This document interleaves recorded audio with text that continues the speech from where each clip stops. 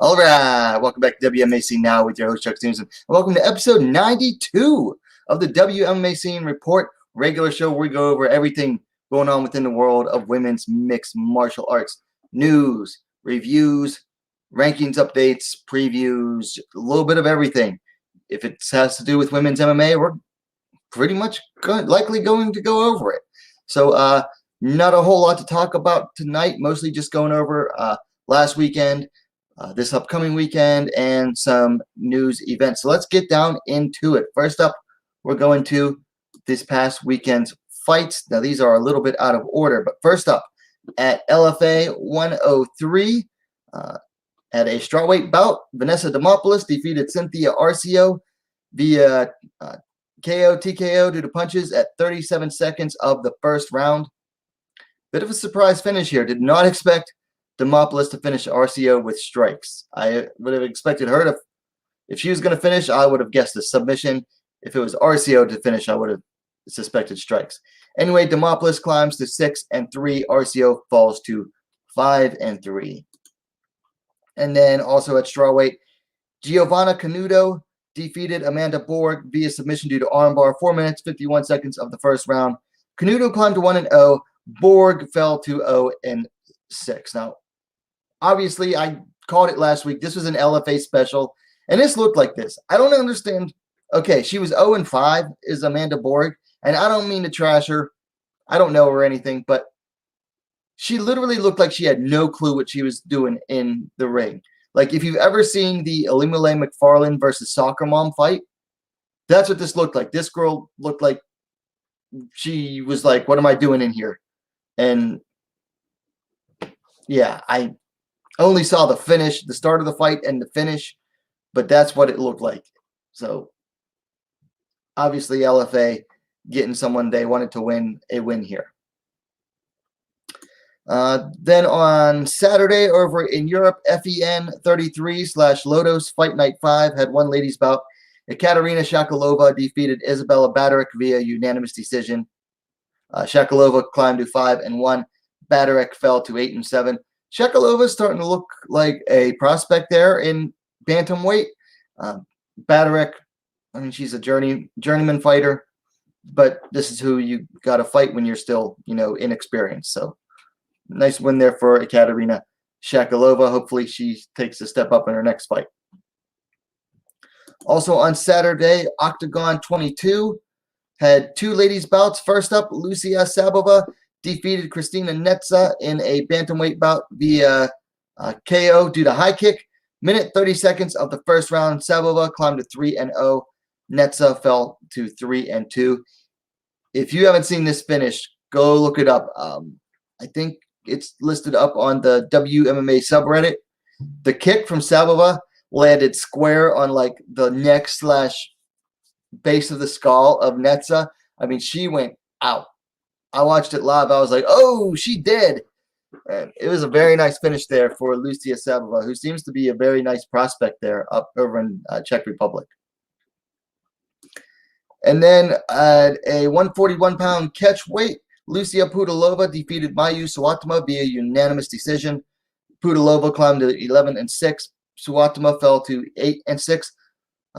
Pudulova took this fight on like 2 days' notice. I did a full review on it, so if you want to go check that out, if you haven't yet, please do. It's up on my channel. But a very nice performance there by Lucia Pudulova. Had a little bit of trouble with Suatima's grappling in the first round, but then really took over and showed a lot of, I think she showed a lot of improvement in this fight, a lot more patience than what we've seen from Pudulova in the past. Used her range, height and reach, and her jab to really just shut down Suatima's grappling game. Then at XFC Young Guns 1, I believe this was the not quite co-main event, but on the main card, Christina Williams defeated Helen Lucero in a flyweight bout via unanimous decision. Williams climbed to 4-3. Lucero fell to 1-2. This was like a tune-up fight for Christina Williams. She got cut after 3 straight losses, I think, in Bellator, or I don't know, like 2 straight losses. Lucero, a little bit older. I think she's like almost 20 years older than Williams. But like I said, it was a tune-up fight for Christina Williams. She's going to get back on track. Hopefully, we see what else she can bring in the future. And then finally, last weekend, UFC 260, Miocic versus Ngannou. Flyweight bout, Miranda Maverick defeated Jillian Robertson via unanimous decision. Maverick climbed to 9-2. Robertson fell to 9-6. Pretty much what I expected from this fight. I said that Maverick is the type of fighter that Robertson has a history of losing to. Stronger, more athletic, and could shut down her grappling. Now, Robertson surprised me. She won the second round very handily. But other than that, a lot of people were like, oh my gosh, this is a really impressive fight from Miranda Maverick. I'm sorry. She was the favorite going in, and she had a very stylistic, favorable matchup. I'm not crapping on Miranda Maverick. I'm just saying this was exactly what was supposed to happen. So, anyway, that's it for this past weekend. Let me get my easel up here. We'll go over the news.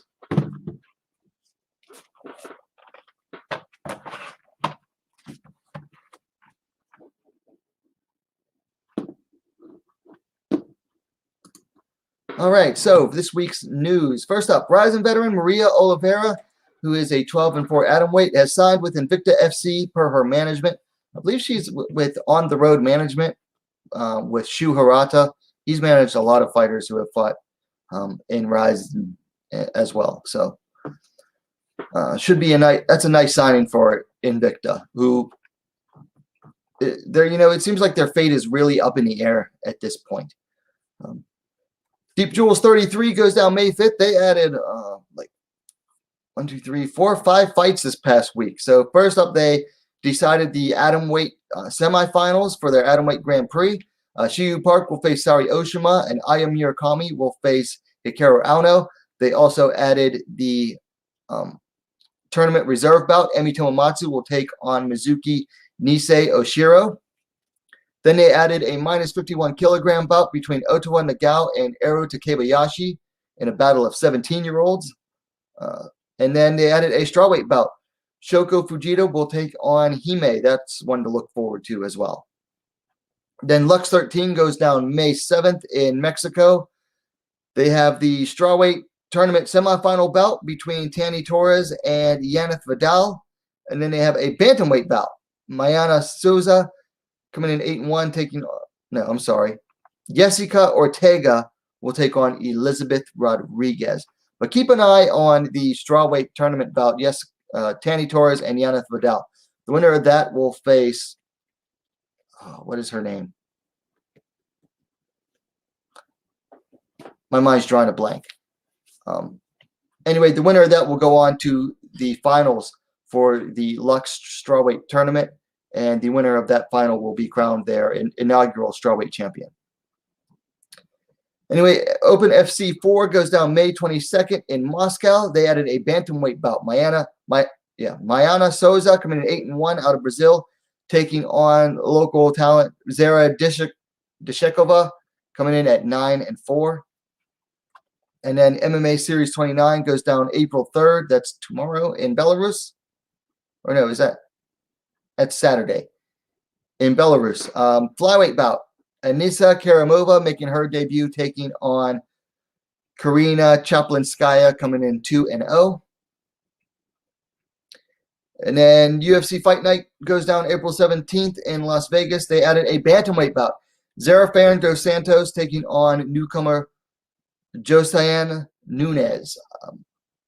Zarafan dos Santos moving down from featherweight, which is surprising because she's a good sized featherweight. Be interesting to see if she makes bantamweight. Look, the writing's on the wall. The UFC featherweight's done. The UFC might deny it. Amanda Nunes might deny it. They're done because if all of your featherweights are moving down in weight or getting cut, it's done. Like they're going to keep, like I said, they're keeping that belt around for a showcase bouts for Amanda Nunes at this point. It's become obvious. Anyway, Maida Bueno Silva is out of her bout against Poliana Botelho on May 1st. Silva was actually a replacement for Jiyeon Kim, Anyway, Poliana Battaglia will now be taking on Luana Carolina. Very surprising to see Luana Carolina back so quickly. Last year, her knee got ripped to shreds by Ariana Lipski with that gnarly knee bar. And then JFL 24 goes down May 29th, and this is in, I believe, Mexico. They have added a flyweight bout. Yasmin Nahara making her debut, taking on Montserrat Ojeda making her debut. And then the featherweight bout between Brooke Mayo and Akila Al-Hamid for Mountain Force 24 that's supposed to go down Saturday has been canceled. That's a bit of a shame there because that was supposed to be Brooke Mayo's first fight in a long time. No reason given either from what I've been able to find. And then let's see. Oh, a couple of replacements in UFC land. UFC Fight Night on April 17th. Jessica Penny was supposed to be facing Hannah Goldie in a strawweight bout. She will now be taking on a newcomer, LFA strawweight champ, Lupita Lupi Godinez, who has a record of 5-0. Very nice signing with Lupi Godinez. Exciting, very nice boxing and very nice footwork. Very excited to see what she brings to the UFC. Unfortunate for Jessica Penny because I think she actually just got a harder fight than what she would have faced in Hannah Goldie. And then the second one, UFC Fight Night on April 10th. This is the week before. Bia Malecki is out of her bantamweight fight with Norma Dumont. Stepping in to face Norma Dumont will be Erin Blanchfield, coming in at 6-1. If you're not familiar with Erin Blanchfield and watching this channel, you should be. She is a flyweight out of Invicta FC, probably the hottest flyweight prospect out there. Definitely the division's hottest prospect, one of the hottest prospects in all of the women's divisions. She's 6-1. Her only loss is a contentious decision loss to Tracy Cortez, who's also in the UFC. She's coming in short notice, taking on Dumont at bantamweight. Very challenging fight, very tough fight. Surprised she's taking it, but Erin Blanchfield finally in the UFC. So that is it for the news for this past week. Let's move into some rankings updates here. So first up, in the UFC, not really much going on. Miranda Maverick is in at number 15, previously unranked at flyweight, and I believe she is replacing Jillian Robertson, who she just defeated. The big news in the rankings updates, because there is none for one championship either, no new updates, but the big news is Bellator has officially released their first rankings. So let's take a look at featherweight here. You got Cyborg at 1. Well, Cyborg's a champ. Bud, the former champ, is at 1. Blenko at 2. Kat Zingano at 3. Come on, really? Really? Zingano at 3. She has one fight. She took on a fighter who hadn't fought in 3 years, and she's a number 3 now. Smith at number 4. Leslie Smith. Come on. The rest of these, I don't really have a problem with. I would definitely have moved Kat Zingano and Leslie Smith down lower. But the rest of them, I don't particularly have a problem with. I mean, Olga Rubin at number 9. That's kind of low, considering she's a former title challenger. But she is coming off of 2 straight losses. So if I was Bellator, I'd have cut this off at 5. Just have a top 5 here. Same for flyweight as well. So you got champ Juliana Velasquez, Lima McFarland at 1. Okay, here's my problem. If you're going to separate the champion from the rankings, then the way this should be is that whoever is number 1 is the number 1 contender. Ilima McFarland coming off a loss, a dominant loss, should not be at number 1 anymore. She should be down at 4 or 5, having to climb her way back up the rankings. Okay?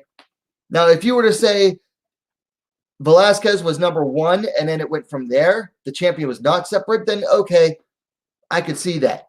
But the fact that you have the champion separate means that these are supposed to be number of contendership. So McFarland should not be at number 1. Carmouche at number 2. She has 1 fight in the promotion. Denise Gilholtz at 3. Okay with. Her wins aren't that great, but she does have, I think, the most the highest number of straight wins right now for Bellator. Lara at 4. Watanabe at number 5. She's only had one fight for the promotion.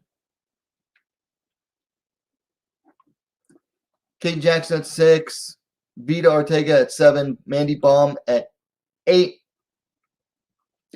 So why is Liz Carmouche so much higher than Mandy Baum? Mandy Baum has had just as many fights for Bellator as Liz Carmouche has. Valerie Lareda at 9. Based on what? And then Bruna Ellen at number 10. Again, Bellator would have been much better off cutting it off at 5 and just having a top 5. These rankings are no better than the UFC. And I believe Leon EU said in a comment on one of my videos that, yeah, I had to agree that in some places, in some ways, these rankings are worse than the UFC's because it's obvious favoritism. Again, why is Carmouche at number 2? She's had one fight for the promotion. You could say, well, what about her wins in the UFC? Okay. Her wins in the UFC haven't been that great either lately. I just don't like Liz Carmouche too. So anyway, that's it for the rankings updates. So let's get into our last segment for tonight. We're going to the weekend preview. And I apologize, this picture is so small, but we're going to Valor Fighting Championship number 80. Let me open this up here real quick.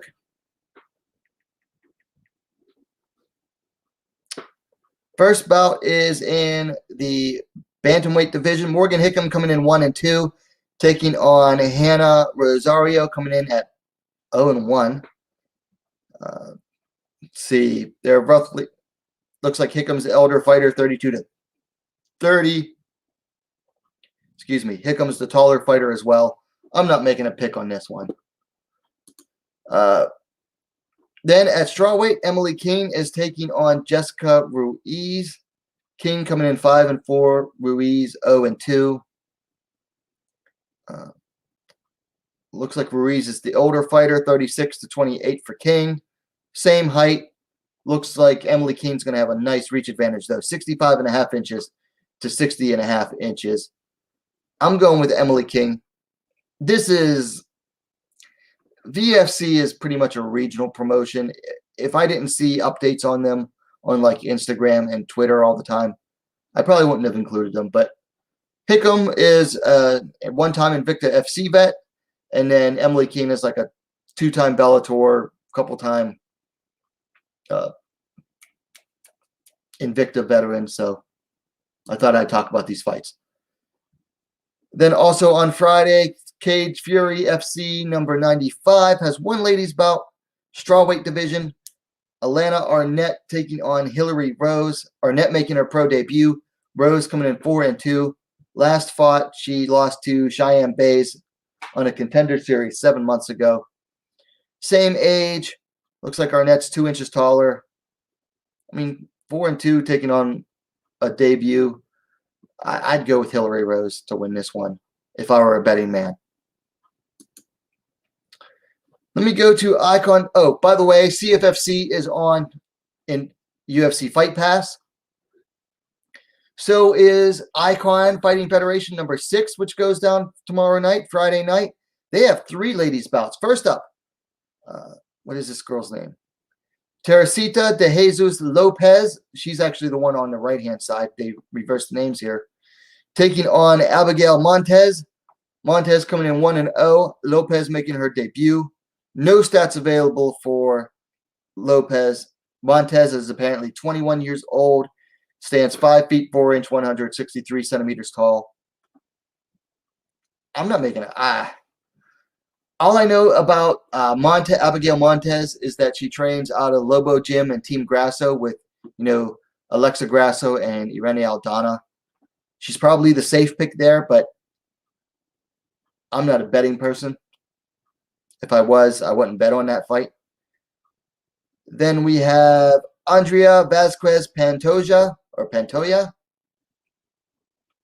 taking on Claudia Zamora. And I think that's, yeah, Zamora on the left there. Nothing available on Vasquez.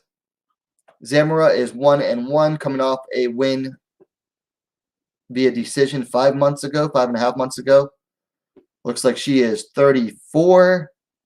Doesn't look 34. Let's see. She stands 5 feet nothing. Holy crap! You're 5 foot nothing, a bantamweight. She's got to be thick with 2 C's. Again, this is a regional level show, like regional level fight, regional level show. And then finally at strawweight, a more recognizable name, Isis Verbeek, taking on Dana Yassiri Garcia. Verbeek coming in 1-1. Most recently coming off a win over Valerie Wong at Icon, and that was 2 weeks ago. So very fast turnaround for Isis Verbeek. Dana Garcia coming in as a debutante. No stats available for her.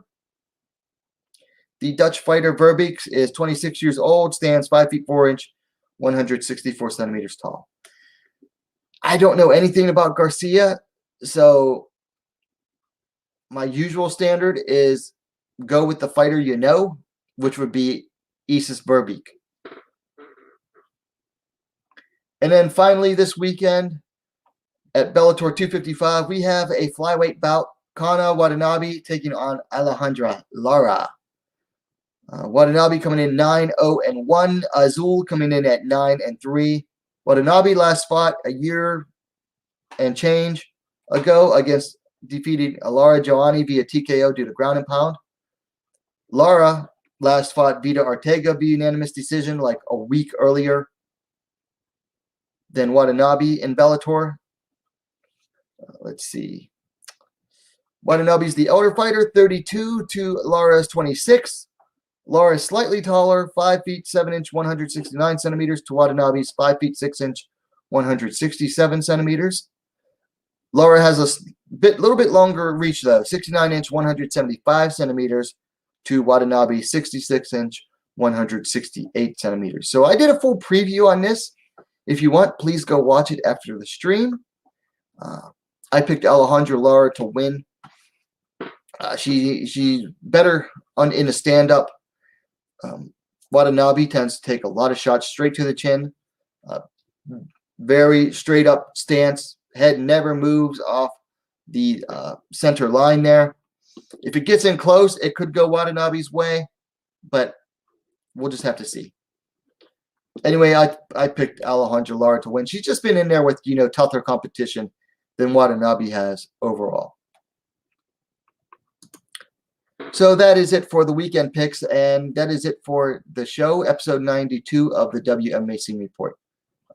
Got a couple people watching live. If you got any questions in the chat, I'll give you a second.